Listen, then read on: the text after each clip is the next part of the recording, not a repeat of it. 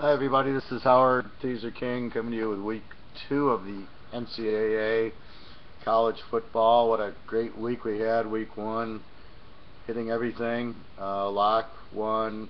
We needed the teaser in about 3 or 4 games, and which is fine. That's why we play the teaser. That's the whole point. It turns losers into winners. I'm looking more into multiple team teasers. Like I played a 4-team teaser with the lock, Arkansas, Mississippi State, with the pro lock that I have going this week. But I also played its 2-team teaser. So I had an Arkansas, Mississippi State teaser, and then I said, well, it's my lock. I like them. Let's play them with the other lock. And so I play it for a little bit less money, but I get better odds. I get about 4-to-1 odds on it. So it works out really well, because I'm going to play them all anyway. But I still play the 2-team teasers. You don't really want to get away from them, because the more teams you put in the teaser, the harder it is to win. So you don't want to necessarily have bank all your money on a 7-team teaser, for example. You might go 6-1, which is a great record, and then you don't win anything because you lost. So don't lose sight on a focus of your money wants to be on the 2-team teaser. You still have a little bit on the 3-team teaser, and then you play smaller money on a 5 or 6-team teaser if you like that many games. So for me, I had 2 locks. That's 4 teams, so there was no reason not to play a 4-team teaser. But it's for less money than the 2-team, and now it turns into a 2-team teaser at 4-team at a 4-team odds. So because I already have the Arkansas and Mississippi State half in, now the lock teasers, even though it's a 4-team teaser, is really a 2-team teaser. So I took that into account, so I didn't bet too much more on the lock, because I already have them into this 4-team teaser. So if they win, I win anyway. So that's kind of how I viewed it. Also, in the multiple team teasers, you try to leave a late game or a Monday night game as the closer if you can, because if you hit the first 3, and then you get to the 4th game or the 5th game, and it's the Monday night, and it's after everything else is won, you can trap the game very easily by taking the other side in a straight bet.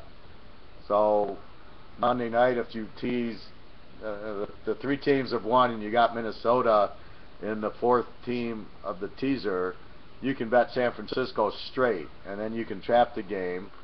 You can't lose, and because of the odds, you don't have to bet as much. So let's say it's a $100 4-team teaser that pays $400. You bet $200 on San Francisco. You either win $200 and you lose the $100 of the 4-team teaser, or you win the 4-team teaser for $400 and you lose the $200 in the straight bet. So you either win $100 or you win $200. And the more times you can get in that situation, the more you're going to win, because you're betting games that you can't lose. I mean, once you get to that point where with the closer, you can't lose. You're going to win. One of the teams has to win. So you're going to win one of the bets, but you could win both the bets in a trap. So you do look for advantageous numbers. I mean, actually, the Monday night game is a nice trap where you could tease Frisco plus 8.5, and then if you got there, bet Minnesota minus 2.5, and then Minnesota wins by 3, 4, 6, 7, 8, which are very common numbers in the NFL, and you win both sides. I don't like Frisco and the 8.5. I like Minnesota plus the 2.5, but that's what you're looking for, are live dogs like that where you can trap them, and that's really a very good strategy in teasers. And I pick so many winners that I can get there a lot with my ones. My problem is I tend to like the 4th game anyway, so I just write it out. But sometimes I will try to trap, and especially if you have a lot of money out there. You know, if you got $1,000 on the game, put in $300-400 on the other team in a trap, so you win a little less, but it takes some of your risk out, and that way you could win. But the key is you could win both sides. You can't lose both sides. You could win both sides, because one's in a teaser and one's straight. Okay, let's talk about college football. I have 1, 2, 3, possibly 4 locks going. I could lock up to 2, 4, 6. There's 6 games I love that I've earmarked 4 locks, but I don't think I'm going to lock all 6.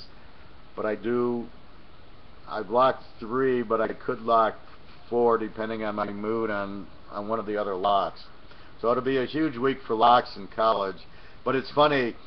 I love those games, but that's about it. There's a few others that I like, but a lot of the board I'm just going, I love these games, and the rest I don't even want to get concerned with. So let's talk. What can we talk? Penn State laying 20 to Buffalo. I like Penn State in this game. There's a small trend. Buffalo's not a real strong offense.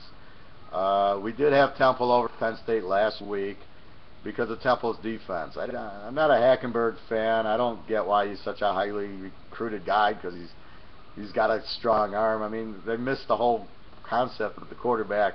It's the IQ. It's where to throw the ball. Don't throw the interception. Get rid of the ball. Recognize the blitz. Recognize the defense. As soon as you get the ball, it's out. You don't see Tom Brady sitting there taking sacks against Seattle. He didn't take too many sacks. He knows where he's throwing the ball. He gets rid of it quickly. And I didn't see that from Hackenberg and a lot of these quarterbacks. However, Penn State, after a loss, has to win. The game is at home. They play in Buffalo, who's not that strong of a team. Take Penn State. They're laying 20 down to 14.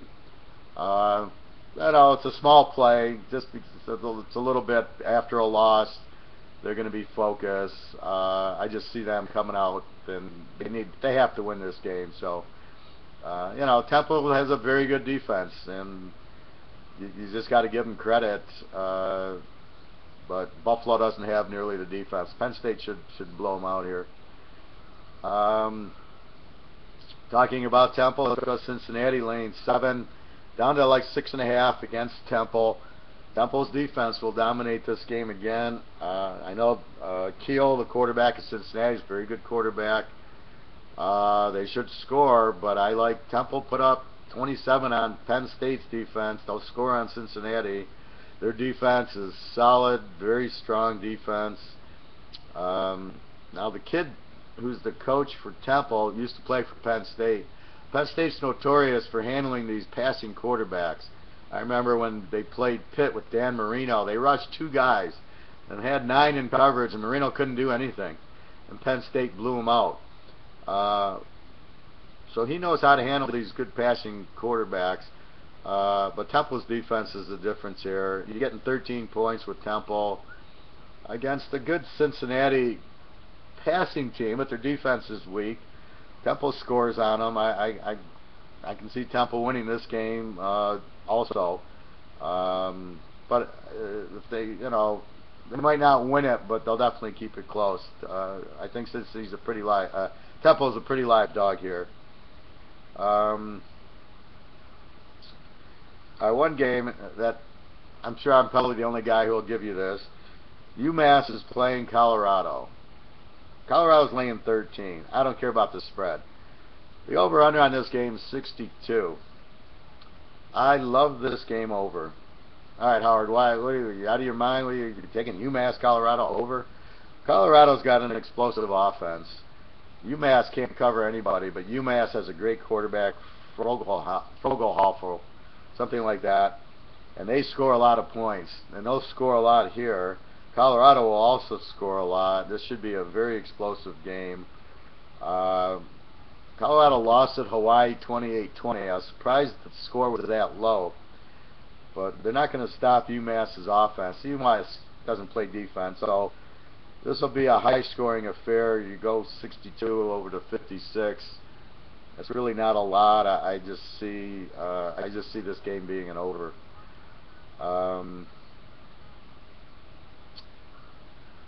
Let's see. Michigan, Oregon State. All right, we saw Michigan. Now we got a feel for their quarterback. They did have a pretty open offense, although he threw 3 interceptions. Oregon State's, from what I can see, is not a very good team. Can Michigan blow out a team? I don't know.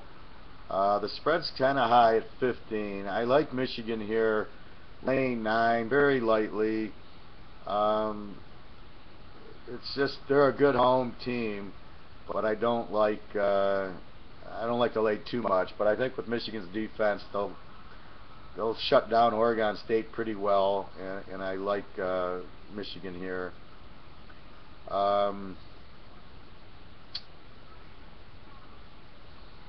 Maryland laying 8 to Bowling Green. I like Bowling Green here in the 14. They played Tennessee very well. They scored a lot of points on them. They're a very explosive team, Bowling Green. Maryland's defense is very weak. The kid ran a bunch of punts back for points last week. I am assuming Bowling Green will actually punt the ball out of bounds and not to the guy and let him run it back. So I think this game's fairly even. I like Bowling Green's offense to keep this competitive. You get 14 in a teaser against Maryland, who doesn't have that strong of a defense. I look at this as one of these 37-36 type of game, 40-37.